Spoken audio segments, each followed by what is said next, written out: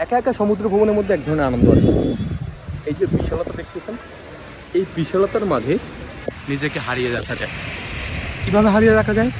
মনে করেন আপনি বিষণ্ণ, ক্লান্ত, অপশান্ত, আপনার মনে একটুও শান্তি নাই, সমুদ্রের দিকে দেখুন, কত বিশালতা, কত ঢেউ, কত গর্জন, তবুও তার মনে শান্তি আছে। দেখুন, অশান্তিতে ভরপুর আমাদের পৃথিবীতে শান্তি শুধু মনে। আপনি যদি মনে করেন আপনি আপনার জায়গায় শান্ত আছেন, আপনার জায়গায় ভালো আছেন, এটাই আপনার শান্তি। দেখুন, জীবনে সুখ দুঃখ, শান্তি, পরাজয় সব কিছু একই সূত্রে কাজ, শুধু মনের সূত্র। আপনার মনের সূত্র যদি মনে করে আপনি শান্তিতে আছেন, তবে পৃথিবীর কেউ আপনাকে অশান্তিতে রাখতে পারবে না। তাই সব কিছুর ঊর্ধ্বে শান্তি খুঁজে। শান্তি, শান্তি এমন একটা জিনিস যেটার গভীরতা ঠিক এই সাগরের মতোই। চারদিকে যত ঝড়ঝাপটা হচ্ছে, কিন্তু এর গভীরে না শান্ত। আপনি সমুদ্রের গভীরে কখনো গিয়েছিলেন?